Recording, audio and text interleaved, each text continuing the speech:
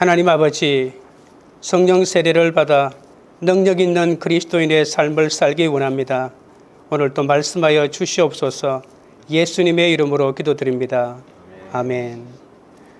베드로는 3년 동안 하나님과 함께 지낸 사람입니다. 예수님과 함께 밥을 먹고 또 친히 말씀을 들었죠. 예수님이 십자가 지던 현장도 그리고 부활도 친히 목격했습니다. 그러나 베드로는 아무것도 할 수 없었습니다. 예수님을 사랑하고 좋아했지만 부활하신 예수를 만나고도 옛 직업으로 돌아갈 수밖에 없었죠. 예수님에 대한 베드로의 사랑은 그냥 인간적인 사랑에 불과했습니다. 십자가 앞에서 좌절하며 두려워했고 무서웠던 베드로 아닙니까? 계집종 앞에서 3번이나 예수님을 부인했던 사람입니다. 예수님을 잘 믿는 것 같아도 한순간에 안 믿는 사람이 있고 찬송을 힘차게 부르다가도 한순간에 안 부르는 사람도 있습니다. 교회에서는 할렐루야 하지만 또 직장에서는 안 믿는 척하는 두 얼굴을 가진 사람이죠. 그러나 성령 체험을 한 베드로는 한 번 설교에 3,000명이 가슴을 치고 회개했습니다. 날 때부터 걷지 못하던 사람을 일으키고 죽은 자도 살리셨죠. 초청받아 가는 곳마다 성령이 임하고 방언이 터졌습니다. 위기 앞에 섰을 때는 너무나도 담담한 사람이 되었죠. 세상 권력 앞에서도 초연하고 또 마음이 흔들리지 않는 정말 그 이름대로 반석 같은 사람이 되었습니다. 무엇이 베드로를 이렇게 다른 사람이 되게 하였을까요? 똑같은 사람 같아 보이는데 어떤 존재가 베드로의 마음속에 들어와서 베드로를 붙잡고 있는 것 같은 느낌이 듭니다. 이것이 베드로를 대신 행동하고 움직이는 것이죠. 베드로가 성령 받기 전에는 무슨 말을 해도 영향력이 없었습니다. 성령 받고 난 다음에는 그가 말할 때마다 영향력이 나타나고 능력이 나타났습니다. 베드로에게 영적 권위와 영적 지도력이 생긴 것이죠. 성령님은 성령 받은 자를 통하여 역사하십니다. 오늘은 가이사라의 오순절이라고 불리는 고넬료 집에 임한 성령 세례에 대하여 살펴보겠습니다. 성령 세례는 첫째로 말씀 들을 때 임한 사건입니다. 44절입니다.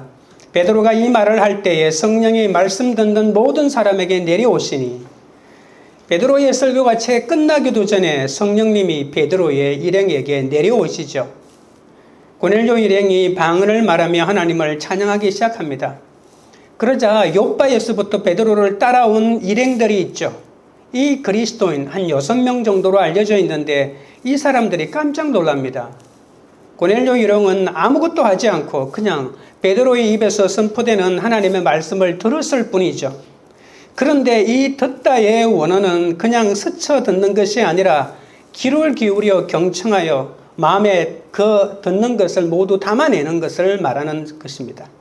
단순한 호기심이나 그냥 내 귀에 들리니까 듣는 것이 아니라 온 마음을 집중하여 그 말씀을 경청하는 것이죠. 하나님 앞에서 전혀 교만한 마음이 없고 말씀을 한마디도 놓치지 않고 다 듣고 마음에 담으려는 낮은 마음의 소유자들이었습니다. 성령님은 말씀에 겸손하게 귀 기울이는 이 인간의 낮고 낮은 마음속에 거하십니다. 과연 베드로는 어떤 말씀을 선포했을까요? 우리가 이 사도행전 10장을 오랫동안 나누고 있는데 그 말씀을 몇 마디로 요약하면 이렇습니다. 나사렛 예수는 갈릴리에서부터 화평의 복음을 선포하셨습니다. 하나님이 예수님께 성령과 능력을 기름부터 부어주셔서 모든 사람에게 착한 일을 하고 귀신 들린 사람을 고쳐주셨습니다. 유대인들은 예수를 십자가에 못 박아 죽였지만 하나님은 사흘째 되는 날 죽음의 한가운데서 예수를 달리 살리셨습니다. 주님은 부활하셨습니다.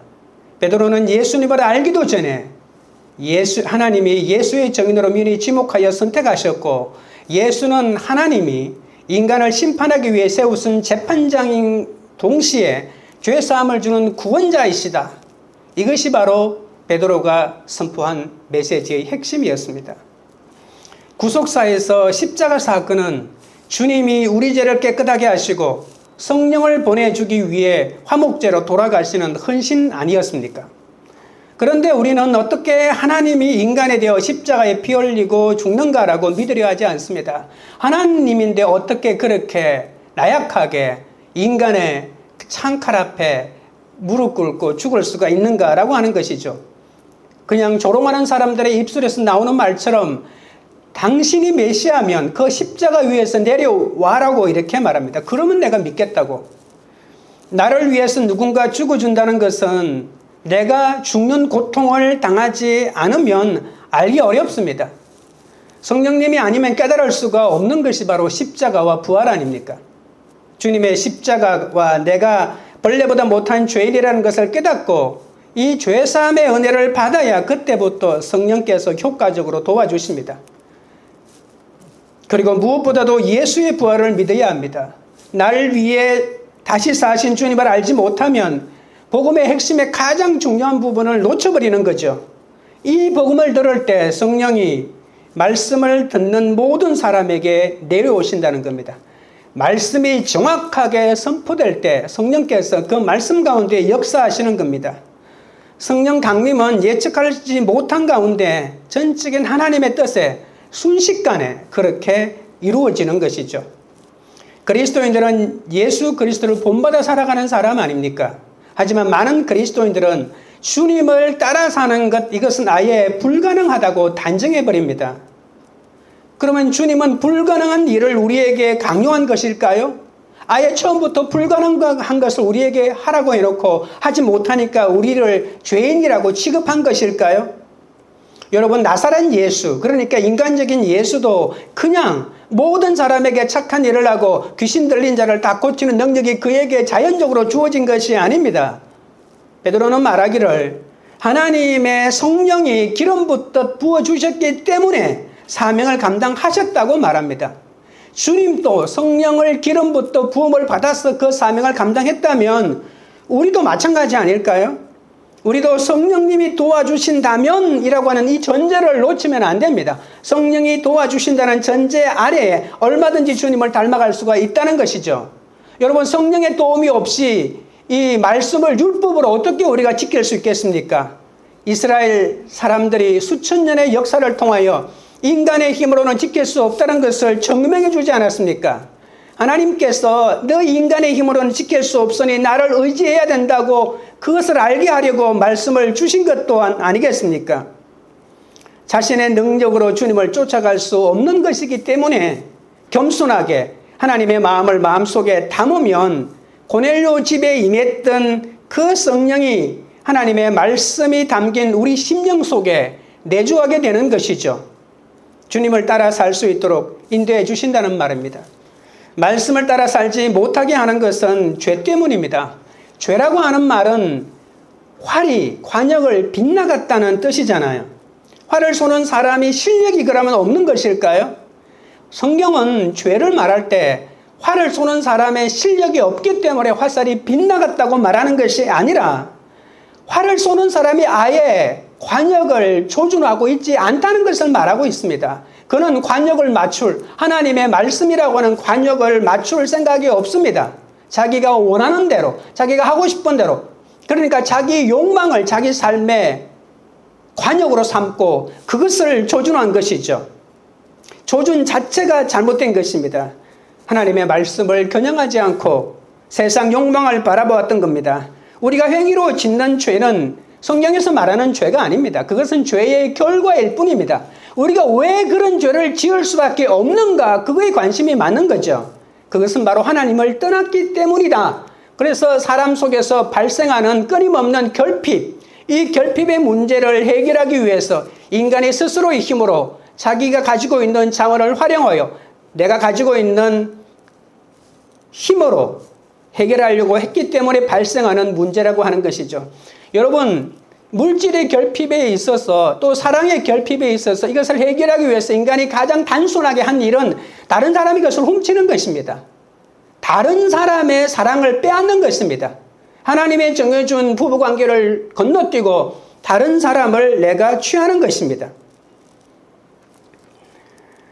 성령님은 낮고 겸손한 마음으로 말씀에 귀를 기울이고 말씀대로 살고자 하는 자와 함께 하시고 이 잘못 조준된 이 인간의 마음을 심판하시는 것이죠. 잘못 조준된 더러운 마음으로 끝만 잘 가꾸는 사람들을 우리는 바리새인이라고 부릅니다. 그들은 마음이 교만하여 하나님의 말씀을 들으지 않기 때문에 성령님이 임하지 않는 것이죠. 그들은 하나님의 영이신 성령님이 내 속에 들어오셔야 당신의 능력으로 우리를 새롭게 빚어주시는데 그것 자체를 거부한 것입니다. 여러분, 말씀을 떠나서는 어떤 경우에도 주님을 본받을 수 없습니다. 말씀을 떠나서 주님을 본받다, 주님처럼 살 수 있다, 예수님처럼 살 수 있다면 그것은 새로운 종교를 창시한 것입니다. 말씀 안에 머물러 있어야 성령님의 도우심으로 주님을 따라갈 수가 있는 것이죠. 그러니 아무리 성령도 우리가 말씀에 마음을 집중하지 못하고 말씀을 받아들이는 겸허한 마음이 없이는 역사할 수가 없는 것입니다. 죽을 수밖에 없는 우리 죄인인 우리에게 당신의 말씀을 먼저 주시고 말씀 안에서 성령님의 인도하심을 받을 수 있도록 성령님이 먼저 우리 마음에 임하는 것이죠.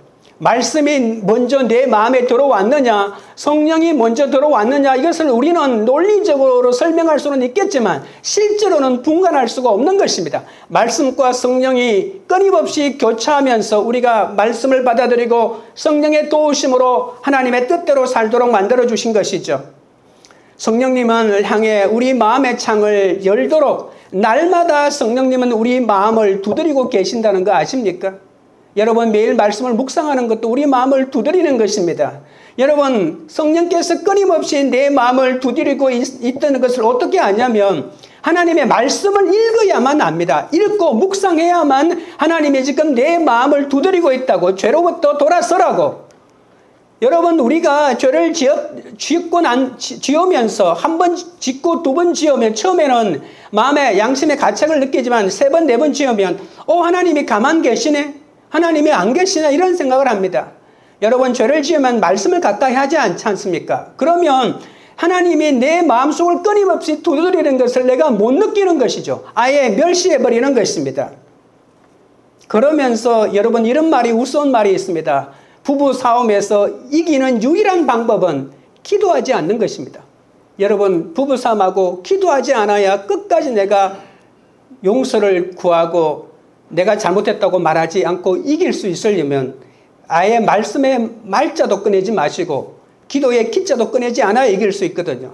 기도하면 내 잘못을 하나님이 알게 해주시고 성경을 읽으면 내 잘못 때문에 부부싸움이 일어났다는 것을 알게 해주시기 때문에 우리는 말씀을 가까이 하면 하나님을 깨닫게 되는 것이죠. 세상의 소유는 아무리 늘어나도 영원한 생명을 안겨주지 못합니다. 이것이 이 땅에 살아가는 수없는 사람이 남긴 진리 중에 진리인데 우리는 그 진리를 관심하지 않는 것이죠.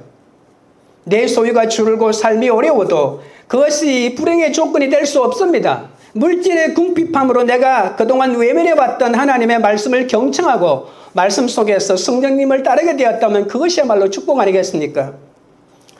제가 첫째 딸을 낳고 제가 낳은 것은 아닙니다. 아내가 낳고 이제 한두 살 됐을 때입니다. 그때 제가 신학생으로 참 가난했는데 그때 제 생각에는 한 2001년 정도 제가 신학교 한 3학년 정도 되었던 것 같습니다. 지하철 차비도 없어서 집안을 한 30분 정도 동전을 찾아 헤매면 지하철 돈을 찾아가지고 학교에 간 적도 있었습니다. 그때 딸아이가 한참 옹알이를 하였는데 늘 옹알이 하는 말이 길리가 이 옹알이만 계속 하더라고요. 제가 그때 겨울방학 동안에 연세대 대학원으로 히브리어를 배우러 다녔는데 그때 요엘서를 일주일에 한 절씩 해석하는 것이 숙제였습니다.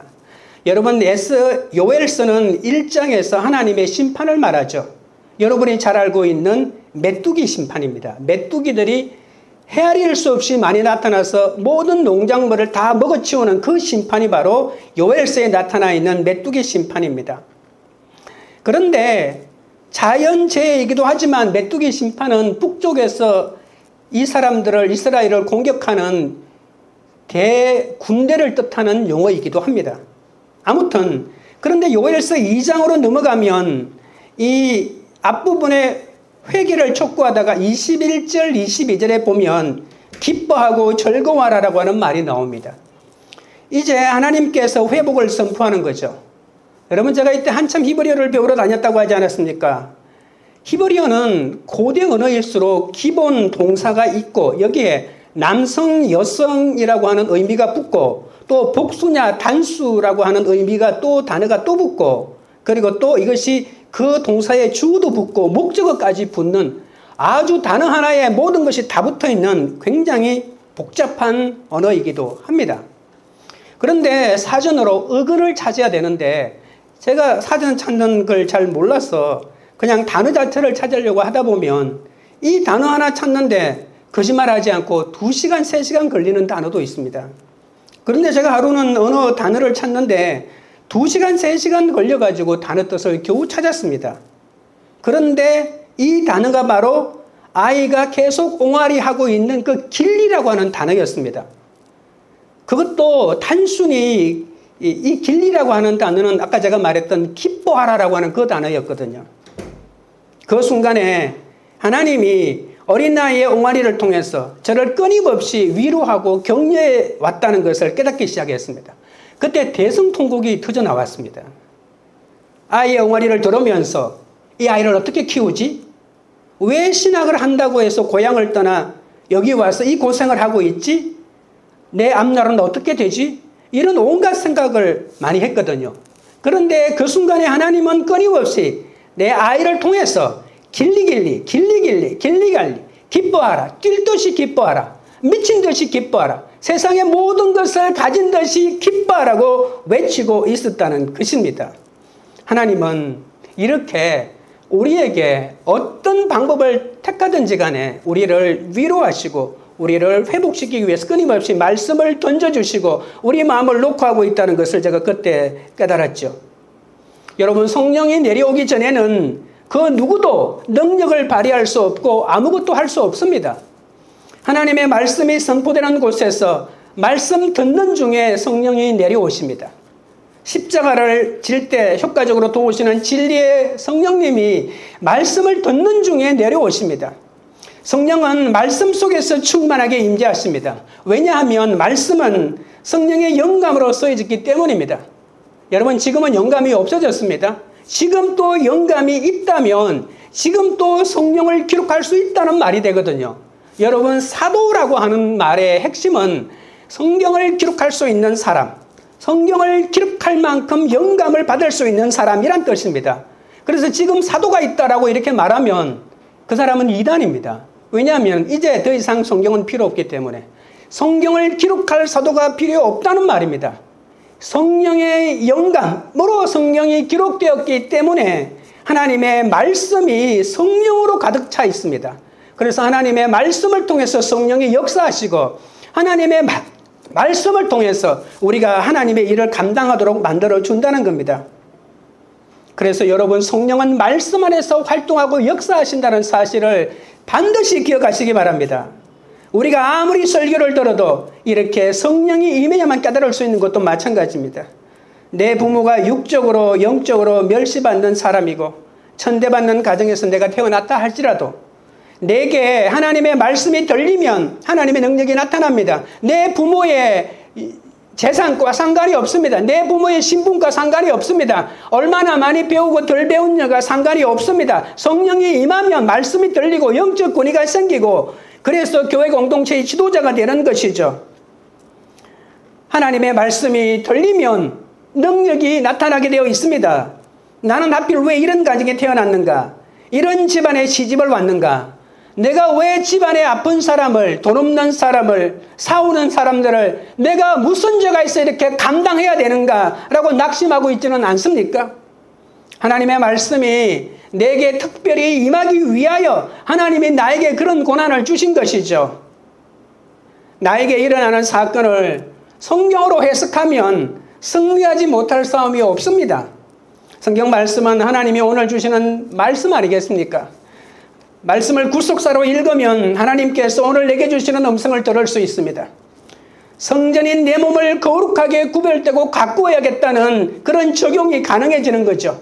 그래서 매일 말씀으로 내 욕심과 죄를 쳐내는 것, 그것이 바로 큐티 아니겠습니까?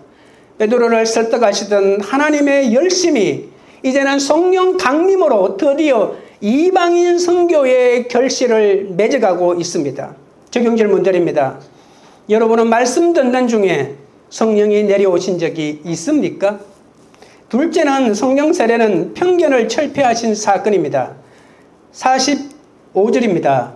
베드로와 함께 온 할례 받은 신자들이 이방인들에게도 성령 부어주심으로 말미암아 놀라니, 여러분, 끝없는 이스라엘인들의, 유대인들의 편견을 이 사도행전 10장에서 말하고 있습니다. 그 편견의 핵심은 이방인은 하나님이 선택하지 않았다, 우리만이 선택된 민족이다라고 하는 이 오래된 유대주의를 새로운 예수 그리스도를 믿으면서도 깨기가 너무나도 힘들었다는 것입니다. 성령을 부어주시는 주체는 하나님이십니다. 베드로와 함께 온 할례받은 신자들은 유대인이고 또 먼저 믿은 자들이죠.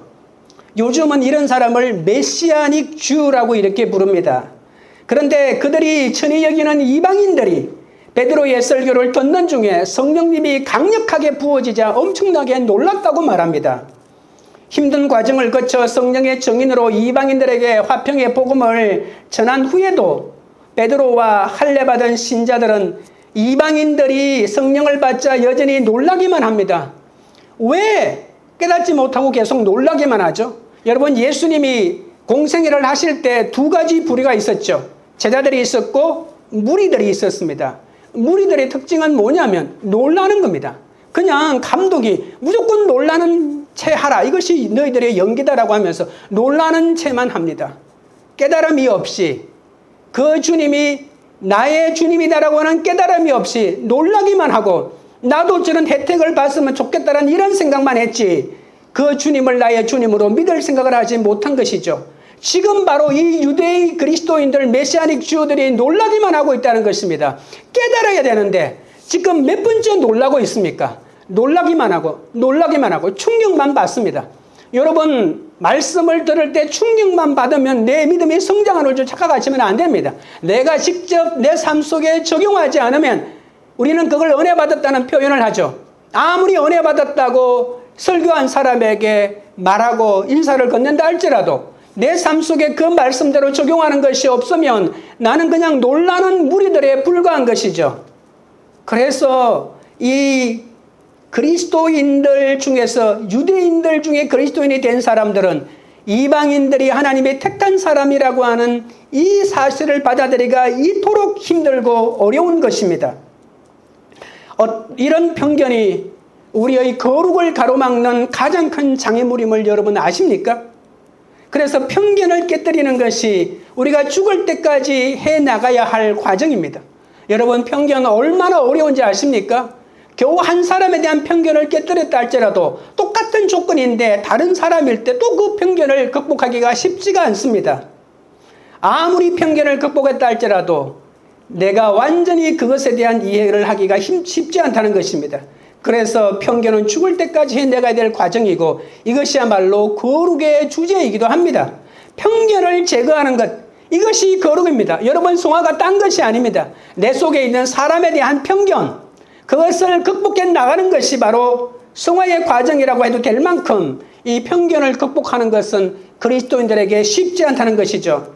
이처럼 나의 경험과 내가 가진 지식이 너무나 힘들게 겪은 것이기 때문에 내가 이것을 놓고 싶지 않는 거예요. 내가 겪은 것이 최고다. 내가 얼마나 고생을 해서 내가 깨달은 진리인데 이것이 최고다. 그래서 어떤 사람은 금식이 최고다, 기도가 최고다, 전도가 최고다, 성교가 최고다, 이렇게 자기가 경험한 것을 강조하지만, 여러분, 중요하긴 하지만 최고 그것만이 진리인 것이 어디 있겠습니까? 모든 것이 합력하여 선을 이루는데, 그래서 내가 겪지 못한 하나님의 은혜를 겪은 다른 사람을 이해하고 그 사람의 형편을 살피지 않으면 나는 아무리 많은 은혜를 받았다 할지라도 독선주의가 될 수밖에 없는 것이죠. 또 주관적인 편견과 아집으로 가장 완전한 진리를 소유했다고 착각하는 사람들이 세대마다 시대마다 얼마나 많이 나타났습니까? 그래야 그 사람들은 그렇지 못한 사람을 정죄하다가 결국 이단으로 빠진 사람이 참 많습니다. 여러분, 성령이 임하실 때 독특한 표적들이 나타납니다. 물론 예수 믿는 것도 성령의 역사입니다. 기도하다가 구제하고 싶은 생각이 들기도 하고, 선교사님을 위해서 남몰래 헌금하고 남몰래 봉사하고 싶은 마음도 다 성령의 역사입니다. 오순절날 성령이 임할 때 갑자기 급하고 강한 바람 소리 같은 것이 온 집에 가득했다고 했잖아요. 여러분, 성령이 임할 때 어떤 분은 반대로 추위를 느끼기도 하고, 어떤 사람은 전기가 통하듯이 찌릿찌릿함을 느끼기도 합니다. 교회에 앉아 있기만 해도 기도가 술술 나오고 눈물이 나오는 것도 다 성령의 역사죠. 그러니까 어떤 한 가지로 이것만이다라고 말할 수는 없습니다. 오순절 날에 임한 성령의 표적 가운데 불의 혀같이 갈라지는 것이 각 사람이 임하여 사람들이 볼 수 있었다고 말하고 있지 않습니까? 그곳에 있는 모든 사람이 성령 충만을 경험했습니다. 그 순간에. 성령 충만을 받는 순간에 그들은 가만히 있을 수가 없었습니다. 여러분, 오순절 날에 방언을 하잖아요. 그런데 이 사람들이 너무나도 뜨거운 성령을 체험을 했기 때문에 그 자리에 앉아서 방언하는 것이 아니고 모두 다 광장으로 뛰쳐나가서 광장의 수많은 사람 앞에서 방언을 하기 시작했다는 것이죠. 내가 우리말로 예수를 말하고 복음을 말하는데 듣는 사람이 자기 나라 말로 그것을 알아듣는다는 것입니다. 이것이 구체적인 외국으로 방언이 전해지는 놀라운 사건이죠. 통역도 필요 없습니다. 자기도 모르는 일들이 순식간에 일어났습니다. 성령 체험 없이 예수를 믿는 사람들은 예수는 조용하게 믿어야 된다고 또한 편견에 사로잡혀 있습니다. 아니, 예수 조용하게 믿지 왜 이렇게 시끄럽게 믿는지 모르겠다고 합니다. 성령을 한번 체험해 보라는 것입니다. 성령 체험은 가만히 앉아있지 못합니다. 내용도 없으면서 비인격적이고 감정만 앞세우고 시끄럽게 소리치는 것, 우리는 그건 구분할 수가 있습니다. 그 무조건 소리치는 것 잘못되었죠. 성령의 이름으로 자신의 열등감을 표현하거나 자신의 열등감을 감추기 위해서 방언을 강력하게 방언만 얘기하거나 뭐 이렇게 자기 은사만을 자랑하는 사람이 있습니다. 그러한 것들, 극단적인 것들을 말하는 것이 아닙니다. 베드로가 외모로 사람을 차별하지 않는다고 설교했는데도 지금 자신도 모르게 차별하고 있는 것이 있다는 겁니다. 이게 우리의 문제입니다. 우리는 난 차별 같은 거 없어라고 아무리 말해도 내 속에 근본적인 차별이 있다는 것입니다. 자연 발생적인 본능으로 잘생기고 예쁘면 착할 것 같고, 여러분 모든 남자 그렇지 않습니까? 잘생긴 여자는 착할 것 같아요. 뭔가 잘할 것 같기도 하고, 똑똑하면 잘 믿을 것 같습니다. 이것이 우리가 가진 편견 아닙니까? 그러나 이 세상에서 절대 진리는 하나님 말씀밖에 없습니다. 편견은 철폐하고 분별은 해야 하지만 이게 분별인지 차별인지 성령이 임하지 않고서는 절대로 알 수가 없다는 것입니다. 그래서 우리가 성령 세례를 받아야 하는 것이죠. 적용 질문 드립니다. 하늘이 두 쪽 나도 포기하지 못하는 편견은 무엇입니까? 셋째는 성령 세례는 표적을 주신 사건입니다. 46절입니다. 이는 방언을 말하며 하나님 높임을 들음이러라. 성령님의 놀라운 역사는 방언과 하나님을 높이는 이 두 가지 일로 나타납니다. 성령이 임하면 방언이 자주 나타납니다. 방언은 다른 나라 언어이자 또 영어로 하는 말이잖아요. 성령이 역사하시면 아름다운 기도도 있고 충만한 기도도 있고 감격스러운 기도도 있고 시와 같은 새로운 아름다운 찬양이 나타납니다. 성령을 받으면 어떤 형태의 방언을 하든지, 그러나 그 핵심은 바로 하나님을 높인다는 것입니다. 시로 하나님을 높이든 기도로 하나님을 높이든 하나님을 높이는 것이 모든 방언의 핵심입니다.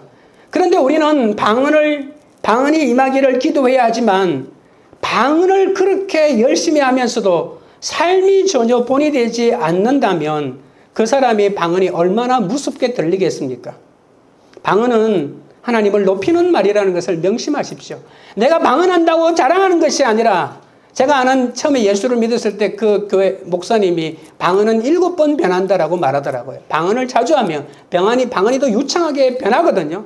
이 방언이 유창한 것을 자랑할 것이 아니라 내 삶이 변하는 것, 왜 내 삶이 변하는 것을 말해야 되냐면 어떤 방언을 내가 하든 아무리 유창하든 유창하지 않든 하나님을 높이는 것이 방언의 핵심이기 때문에 내가 방언을 잘 말하면서도 하나님을 내 삶으로 높이지 않으면 그것은 잘못된 것이죠. 사랑할 수 없는 사람에게 사랑한다고 하면 내 언어가 비로소 방언이 되고 할례가 되는 것이죠.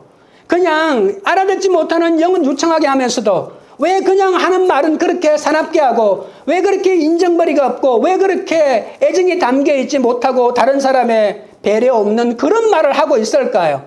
그러면서 어떻게 내가 영의 언어를 잘한다고만 말할 수 있겠습니까? 이것이 다른 사람을 용서하고 배려하고 사랑하는 말, 이것이 최고의 방언 아니겠습니까? 하나님을 높이는 언어는 사랑의 언어요, 따뜻한 언어요, 정결한 언어, 관계를 해결하는 그런 언어라고 하는 것입니다. 인생의 모든 관계의 문제가 이 말 때문에 생긴다는 거 여러분 아시지 않습니까? 십자가 예수님이 성령님을 보내셨기에 우리는 이렇게 성령을 받아야만이 그리스도인의 삶을 살아갈 수 있는 것이죠. 여러분, 은혜 받은 사람들은 감사하다는 말을 달고 다닙니다. 은혜를 받으면 무조건 할렐루야입니다. 무조건 할렐루야. 내가 아무리 칭찬들을 일을 해도 그것은 내가 한 것이 아니고 하나님이 하셨다고 말합니다. 전도해도 구조해도 주님이 하시는 것이라고 고백합니다. 우리도 아름다운 방언, 능력 있는 방언, 이 충만한 방언을 할 수 있어야 하는데 그래야만이 능력 있는 기도를 할 수가 있거든요. 여러분 방언하실 때 아멘, 할렐루야, 감사합니다, 찬양합니다. 이 말들이 우리의 호흡처럼 마음속에서 샘솟듯이 흘러나와야 합니다. 성령이 충만하여 언제나 하나님께 사랑을 표현하고 방언으로 주님을 찬양하고 주님을 높이는 사람이 되어야 할 것입니다. 47절입니다. 이에 베드로가 이르되 이 사람들이 우리와 같이 성령을 받았으니 누가 능히 물로 세례 베품을 금하리요 하고, 베드로는 욥바에서부터 자신을 따라온 그리스도인들에게 고넬료 일행에게 세례를 베풀게 합니다. 여러분, 할례처럼 세례도 유대인들만의 것인 줄 알았는데 이방인 고넬료 일행에게 성령이 임하자 자기들의 그릇된 신념을 바로 포기하는 모습을 볼 수가 있겠죠. 고넬료 일행에게 아무 끊임 없이 세례를 주고 있습니다. 여러분, 성경은 세례를 출애굽한 이스라엘 백성이 홍해를 건넌 것에 빗대어 설명합니다. 애굽에서 노예살이를 하던 이스라엘 백성은 하나님의 인도하심으로 애굽을 떠나 홍해를 건너게 되죠. 하나님의 능력으로 홍해를 둘로 가릅니다. 그러면 그 사이를 이스라엘 백성들이 건너가죠. 그래서 홍해를 건넌 것 자체가 세례의 본질이라고 성경은 말합니다. 물론 이스라엘 백성이 홍해를 지나갈 때 물이 그들을 덮어가지고 물속에 잠긴 것은 아니지만 그 의미를 가지고 설명한다는 것입니다. 홍해를 건너는 것이 바로 세례의 본질이다. 애굽에서 나와서 가나안 땅의 삶을 사는 것이 세례다. 애굽 땅을 청산하라. 새로운 땅에서 새로운 믿음으로 살아가라. 이것이 세례의 핵심입니다. 그냥 물속에서 들어왔다 나온 것이 아닌 것이죠. 마음이 변한 이스라엘 백성들이 출애굽할 때 그들이 홍해 가까이 다가왔을 때 아직 애굽을 완전히 벗어난 것이 아니지 않습니까? 마지막 이 홍해를 건너야만이 완전히 애굽을 벗어난 것인데, 그때 애굽의 바로 왕이 애굽의 전 군대를 거느리고 이 이스라엘 백성들을 추격해 왔습니다. 이스라엘 백성은 홍해를 건너지 못했기 때문에 아직도 바로의 영향력 아래에 있다고 볼 수가 있겠죠.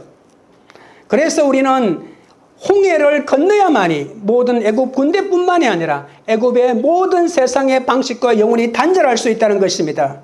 죄와 사망과 노예의 육적인 삶에서 이제는 영원한 진리와 하나님의 나라를 바라보는 이 생명의 삶이 시작되는 것이죠. 세례는 이 세상에서 사망으로 끝나버릴 옛 삶과 단절하는 것이고 영원한 생명을 주시는 하나님을 향한 새로운 출발을 의미하는 것입니다. 물세례는 이 세례 요한의 세례고 회개와 구원을 표현하는 것이죠. 내가 죽을 수밖에 없는 이 죄인인데 죄를 씻고 구원받아서 하나님의 자녀가 되어 그리스도의 몸된 교회의 일원으로 소속된 것을 내가 주인공이 되어서 마치 연극을 하듯이 공동체 앞에서 시연하는 것, 이것이 바로 세례입니다. 그러나 성령 세례는 성령께서 인치는 세례입니다. 구원받은 자가 하나님의 능력을 받는 세례가 바로 성령 세례입니다. 사도행전 18장에 보시면 알렉산드리아 출신의 아볼로라고 하는 사람이 있었는데 이 요한의 세례인 물 세례를 받았습니다. 그러나 일찍이 주의 도를 배워서 예수에 관해서 열심히 가르쳤지만 성령 세례는 몰랐습니다. 에베소 교회 성도들도 요한의 물 세례는 받았지만 성령을 들어보지도 못했습니다. 예수님은 성천하시면서 제자들에게 예루살렘을 떠나지 말고 내게 들은 바 아버지의 약속한 것을 기다리라고 말하지 않았습니까? 그것은 구원은 받았지만 하나님의 자녀는 되었지만 능력을 받은 것은 아니기 때문에 내 사명을 감당하기 위해서는 이 성령을 받아야 한다라고 하는 말이지 않습니까? 여러분, 성령 세례를 받아야만 능력이 임합니다. 성령 세례를 받기 전에는 이 예수님의 제자들도 구원을 받았지만 아무것도 할 수 없었지 않습니까? 전도도 못하고 위기에 부딪혔을 때 두려움에만 사로잡히지 않았습니까? 그러나 그들은 성령을 받은 다음에 변했습니다. 물 세례에 만족하지 말고 성령 세례를 받으셔야 합니다. 그래야만 사랑할 수 있고, 그래야만 용서할 수 있고, 그래야만 죄를 안 지을 수 있습니다. 그래야만 전도할 마음이 생기고 내 것을 포기할 마음이 생깁니다. 성령이 우리에게 임하면 구원을 받는 것이 아니라 권능을 받는다는 것 명심하십시오. 그 권능을 받아야 하나님의 일을 할 수 있습니다. 성령은 우리가 무엇을 한다고 임하는 것이 아닙니다.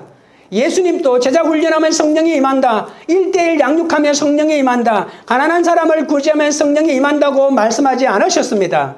성령 받는 것도 구원처럼 하나님의 은혜로 받을 수밖에 없습니다. 그러나 성령을 은혜로 받으면 능력이 생깁니다. 그리하여 성령이 임하면 구제하고 성령이 임하면 죄자가 되고 성령이 임하게 되면 귀신을 쫓아내는 것이죠. 만일 우리가 구원은 받았지만 성령의 능력이 없다면 우리는 더욱 성령 세례를 사모해야 할 것입니다. 예수님은 아는데 성령은 잘 모르는 사람, 아볼로 같은 사람이 있을 수 있습니다. 예수 믿고 성경 공부하고 구제하고 봉사도 잘했는데 뭔가가 없다는 것입니다. 그래서 사도 바울이 성령을 베풀었지 않습니까? 사마리아 성도들이 예수를 믿고 기적도 일어나고 병든 자가 고침받았지만 성령의 능력을 체험하지는 못했습니다. 그래서 베드로가 가서 안수했을 때 성령의 능력이 임하지 않았습니까? 성령 세례는 완전해야 받는 것이 아닙니다. 예수를 믿기만 하면 받을 수 있습니다. 하나님의 자녀가 되는 것은 순식간에 일어나는 일이지만 하나님의 자녀답게 사는 것은 평생이 걸립니다. 성령 세례를 받아야 진정한 하나님의 자녀로 살아갈 수 있습니다. 주님과 만나면서 물 세례가 결혼이라면 주님과 동행하기 위해서 본질적인 사랑을 맺는 관계는 바로 성령 세례와 같습니다. 주님과의 관계가 유지되려면 성령 충만을 해야 합니다. 여러분, 결혼식만 잘하면, 결혼 생활에 충만한 기쁨이 보장된다면 얼마나 결혼이 쉽겠습니까? 서로 사랑하는 본질적인 기쁨이 있어야 하는데 쉽지 않는 것이죠. 물론 본질적인 사랑을 결혼식도 하기 전에 갖출 수도 있겠지만 그건 기적 같은 일이나 아무에게나 일어날 수 있는 일이 아닙니다. 성령 세례를 체험하지 않은 분들은 성령 세례가 임하도록 기도해야 합니다. 성령 세례를 받으신 분들은 성령의 기름 부으심과 인치심이 계속되어야 합니다. 성령 세례는 한 번으로 끝나지 않습니다. 여러분, 우리가 만약에 자동차를 몰고 200년 전 조선시대로 갔다고 한번 생각해 보십시다. 그러나 여러분, 자동차에 있는 기름이 다 사용하고 나면 기름을 넣을 데가 없기 때문에 우리는 그 자동차는 아무 소용이 없는 것이 되고 마는 것이죠. 우리가 한번 성령의 기름을 체험하고 능력 있게 살다가 더 이상 기름을 넣지 않으면 우리는 아무짝에도 쓸모없는 자동차가 되고 마는 것입니다. 성령의 기름을 계속 채워 넣어야 성령의 부으심으로 능력 있는 삶을 살 수가 있는 것이죠. 48절입니다. 명하여 예수 그리스도의 이름으로 세례를 베풀라 하니라. 그들이 베드로에게 며칠 더 머물기를 청하니라. 세례는 예수 그리스도 이름으로 받습니다. 우리의 구원은 하나님의 당신의 독생자 예수 그리스도를 우리가 받아야 할 죄의 형벌을 십자가에서 대신 받게 하심으로 우리를 향한 하나님의 심판이 임하지 않게 해주시기 때문에 가능하지 않았습니까? 예수님의 십자가와 부활이 없는데 100번을 물에 들어갔다 나온다 해도 그것은 물놀이지 세례가 아닙니다. 출애굽한 이스라엘 백성의 홍해를 건너는 세례를 받을 수 있었던 것은 유월절이 먼저 있었기 때문에 가능했던 것이죠. 유월절 그 사건이 없었는데 이스라엘 백성들이 애굽에서 탈출해 나와가지고 홍해를 건넌들 그것은 세례가 아니고 아무 의미가 없는 것입니다. 여러분, 우리가 세례를 받는 것은 그냥 물속에 들어갔다가 나오는 행위가 아니고 예수님의 십자가의 죽으심과 부활이 있기 때문에 우리의 세례는 위대한 것인 거죠. 여러분, 세례는 베푸는 사람이 중요한 것이 아닙니다. 예수 그리스도의 이름으로 세례를 베풀어야 합니다. 하나님이 인간의 죄를 대속해 주시기 위해서 유월절 양으로 삼으신 예수 그리스도 안에서만 인간이 영원한 생명을 누릴 수 있습니다. 욕망이 원하는 대로 살던 옛사람을 버리고 하나님을 향한 삶의 방향을 바꾸는 것은 얼마나 어려운 일인지 아십니까? 하나님을 믿지 않으면 자기 중심적인 삶이 최고의 가치인데 그 삶을 버려야 할 이유가 어디에 있겠습니까? 베드로가 고넬료 일행에게 복음을 전하고 그들에게 세례를 베푸는 것은 끝난 게 아닙니다. 고넬료는 베드로에게 함께 머물러 줄 것을 요청합니다. 여러분, 이 청하다라고 하는 이 말은 그저 한번 해보는 빈말이 아니라 온 마음을 다해 간청한다는 뜻입니다. 예수님이 두로 지방에서 복음을 전하실 때 더러운 귀신 들린 어린 딸을 두른 한 수로보니게 여인이 예수님의 발 아래에 엎드려 내 딸이 더러운 귀신에 사로잡혀 있는데 쫓아내 주시기를 강구했다고 하는 말이 있는데 이 강구라고 하는 말이 청했다라고 하는 말과 똑같은 헬라어입니다. 그러니 사랑하는 딸이 더러운 귀신에 사로잡혀 있다면 그 어미의 심정이 어떠하겠습니까? 귀신 들린 딸을 둔 어미가 애절한 심정으로 주님의 도우심을 간구하듯 고넬료는 베드로에게 자신들과 함께 며칠 더 머물러 줄 것을 간청했던 것입니다. 며칠 더 있다고 세상이 달라질까요? 달라질 수도 있습니다. 여러분, 어떤 사람은 단 한마디의 말에 인생이 바뀝니다. 투자의 규제라는 버거셔 해드웨이 회장인 워런 버핏은 자천 행사를 겸해서 매년 점심 식사 경배를 진행했습니다. 코로나로 2년 동안 열리지 못하다가 올해 마지막으로 그가 91세인데 마지막으로 점심 식사 경배가 있었는데 그 낙찰액이 무려 246억입니다. 246억을 내는 사람이 그와 함께 점심 식사를 한다는 것입니다. 그가 함께 데리고 온 7명과 함께 점심 식사하는 값이 246억이라고 하는 겁니다.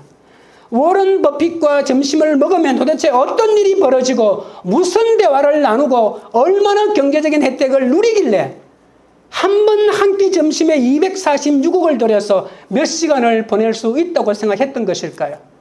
여러분, 베드로와 며칠을 더 머문다는 그 가치를 우리는 상상할 수 있어야 합니다. 거대한 영적 거인, 그 영적 거인의 한마디만 들어도 우리의 인생이 달라지는데, 여러분, 바둑을 배울 때 아주 유명한 최고의 실력을 가진 바둑 기사와 한판 바둑을 두는 것이 얼마나 자기의 실력이 성장하는지 모른다고 합니다. 여러분, 베드로는 돈이 많은 사업가도 아니요 배운 것이 많은 지식인도 아닙니다. 권세를 가진 고관이나 뛰어난 재능을 가진 예술가도 아닙니다. 가난하고 무식한 갈릴리 어부 출신일 뿐입니다. 그런데도 며칠씩이라도 머물러 달라고 간청하는 것이죠. 고넬료에게 베드로와의 만남은 인생의 분수령이 되었습니다. 세상의 그 어떤 학교에서도 어떤 누구에게서도 배울 수 없고 들을 수 없던 말을 그에게 들었던 것이죠. 베드로를 만남으로 한 줌의 흙으로 가이사라의 공동묘지에 뿌려질 수밖에 없었던 그의 인생이 영원한 하나님 나라를 바라볼 수 있게 된 것입니다. 허망한 옛삶인 삶을 벗어던지고 예수 그리스도 안에서 혈통으로나 법적으로 하나님의 자녀가 된 것입니다. 베드로 때문에 참된 삶의 가치와 의미를 깨달았던 것이죠. 그러니 며칠 더 머물러 줄 것을 그렇게 간청한 것은 너무나도 당연한 일 아니겠습니까? 베드로는 이 간청 듣고 얼마나 큰 보람을 느꼈을까요? 어떤 사람은 돈을 벌고 명예를 얻고 출세하면 인생의 보람을 느낍니다. 자식을 잘 키우면 보람을 느끼고, 물론 그것도 귀한 일이긴 하지만 사람은 자기 계획이 이루어지면 큰 보람을 느끼는 것 같지만 자기보다 더 큰 성취를 이룬 사람이 앞에 나타나면 상대적인 빈곤감과 박탈감과 열등감이 나타난다는 것입니다. 얼마나 희한합니까? 저 위에만 올라가면 너무 행복할 것 같은데 그 위에 올라가니 더 높이 있는 사람이 비로소 보이는 거죠. 제가 몇 번을 얘기했지만 저 집에 이사 가면 너무나도 행복할 것이라고 몇 년을 벼르고 벼러서 드디어 그 집에 이사 갔는데 그 집에 이사 가서 첫날 밤 자고 그 다음날 아침에 눈을 딱 떠서 밖을 딱 보니 우리 집보다 몇 배나 더 좋고 아름답고 살고 싶은 집이 집 바로 옆에 있다는 것입니다. 사람은 그런 존재입니다. 내가 아무리 큰 성과를 거둔 것 같지만 절대적인 보람을 갖고 있지 못하면 내가 가지는 모든 보람은 상대적인 보람에 불과하다는 것입니다.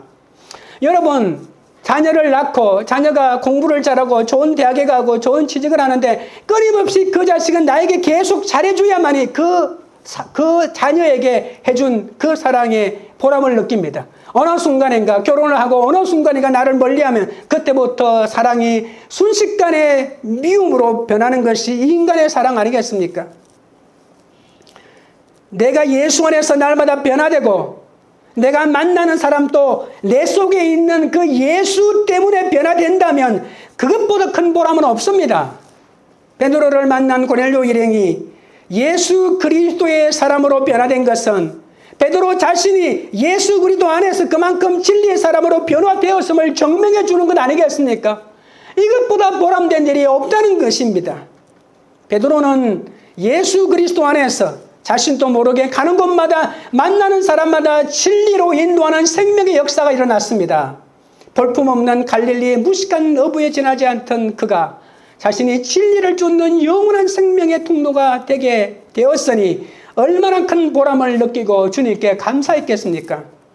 고넬료에게 임한 성령의 역사는 베드로가 체험했던 성령의 역사와 똑같은 것이었습니다. 여러분, 오순절 역사는 계속 나타납니다. 여러분, 어떤 신학자들은 오순절 역사는 이제 끝났다. 그것은 성경을 기록할 때 있었던 것이지 이제는 더 이상 나타나지 않는다라고 이렇게 말하는 사람이 있습니다. 그렇지 않습니다. 성령의 역사는 계속 나타납니다.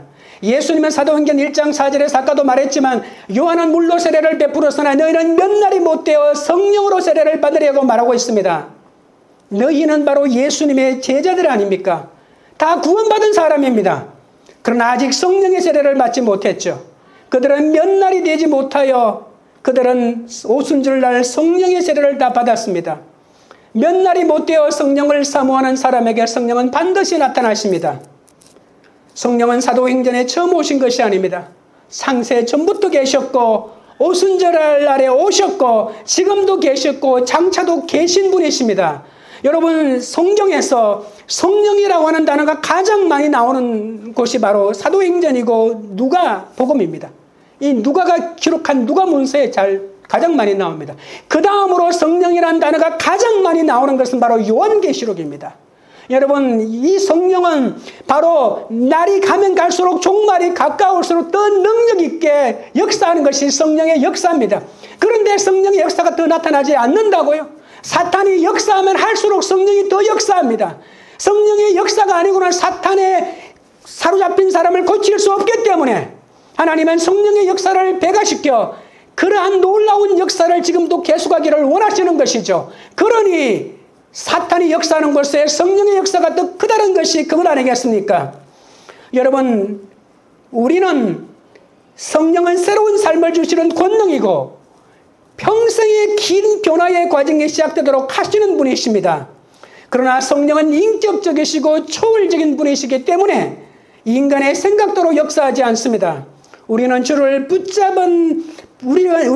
불같은 시험이 올 때 성령 세례를 받기가 쉽습니다. 그렇기 때문에 고난을 우리 가운데 주실 때 하나님 우리에게 사명을 주신다는 것입니다. 여러분, 힘드십니까? 어렵습니까? 도망치고 싶습니까? 여러분, 우리에게 성령을 주시기 위하여 하나님이 우리에게 주시는 가장 최고의 배려인 것입니다. 이때는 성령을 받을 때라. 여러분, 아까 제가 말했던 요엘 2서에 나오는 13절, 19절, 21절, 23절에 기뻐하라고 말하고 난 다음에 그리고 바로 조금 지나지 않아 요엘에서 나오는 이 말세에 내가 성령을 부어주리니 모든 사람에게 내가 성령을 부어주겠다고 하는 말씀에 연이어 나오거든요. 여러분, 고난 가운데서 기뻐하십시오. 그리고 하나님의 성령을 기대하십시오. 하나님의 성령이 우리 가운데 임할 때 우리는 상상하지도 못했던 일들을 할 것입니다. 우리가 아직도 이렇게 부족한 것은 성령이 임하지 않았기 때문이고, 성령이 임하면 주님은 그 놀라운 역사를 펼쳐낼 것입니다. 그러니 고난이 오면 올수록 성령 세례를 더 사모하는 여러분 되시기를 바랍니다. 적용 질문 드립니다. 성령 받은 표적으로 사랑과 용서의 방언을 잘 사용하며 하나님을 높이고 있습니까? 여러분은 어떤 일에 보람과 긍지를 느낍니까? 말씀을 맺겠습니다. 성령 세례는 말씀을 들을 때 임하신 사건입니다. 주일 예배 말씀을 듣고 날마다 말씀 묵상으로 내게 주시는 말씀을 들어야 합니다. 성령 세례는 편견을 철폐하신 사건입니다. 성령이 임하면 나의 편견이 사라집니다. 성령만이 내 속의 편견을 없애줍니다. 사람은 믿음의 대상이 아닙니다. 사람을 믿으려고 애쓰지 마시고 성령을 의지하시기 바랍니다. 그래서 성령님은 우리에게 표적을 주는 사건이 되었습니다. 놀라운 방언의 표적으로 부활의 예수를 전가하시는 여러분 되시기를 주님의 이름으로 축원드립니다. 찬양하시고 기도하겠습니다.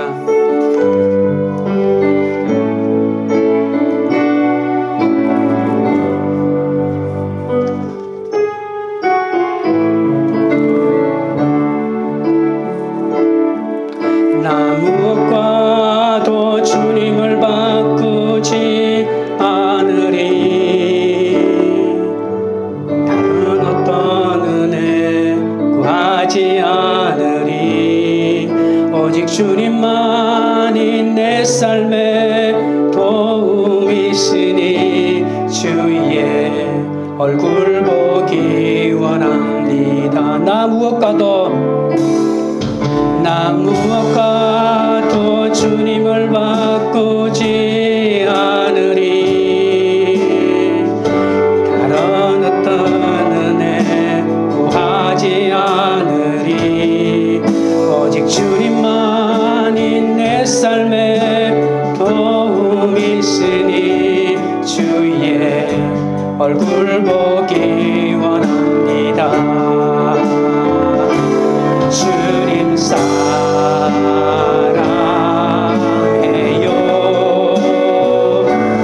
온 마음과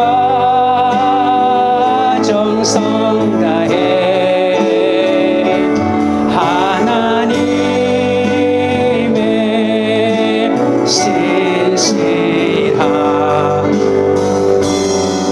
주 되기 원합니다. 나 무엇과도 바꾸지 주님을 바꾸지 않으리. 다른 어떤 은혜 구하지 않으리. 오직 주님만이 내 삶의 도움이시니 주의 얼굴 보기 원합니다. 주님 사랑해요. 주님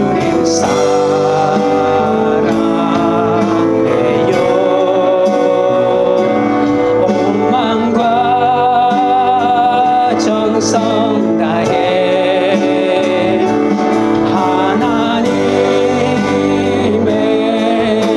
신실한 주 되기 원합니다. 주님 사랑해요. 주님 사랑해요.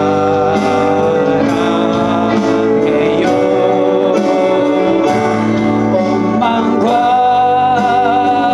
정성 다해 하나님의 신실한 주 되기 원합니다. 여러분 기도하실 때 성령 세례가 말씀 듣는 중에 임하게 해달라고 기도하겠습니다. 아직도 하늘이 두 쪽이나도 포기하지 못하는 편견이 있사오니 용서해 달라고, 편견을 철폐하신 성령 세례가 임하게 해달라고 기도하겠습니다. 성령 받은 표적으로 놀라운 방언을 하게 해달라고 기도하겠습니다. 사랑의 언어와 용서의 언어를 사용하며 하나님을 높이게 해달라고, 세상의 상대적인 보람과 긍지가 아닌 영원한 생명을 나누며 영혼을 살리는 데 보람을 느끼게 해달라고 우리 다같이 주여 3번 부른 다음에 기도하며 나가겠습니다. 주여 주여 주여. 거룩하신 하나님 우리 아버지여, 성령 세례가 말씀 듣는 중에 임하게 하여 주시옵소서. 아직도 하늘이 두 쪽이나도 포기하지 못하는 편견이 있사오니 우리 아버지 하나님 용서하여 주시옵소서.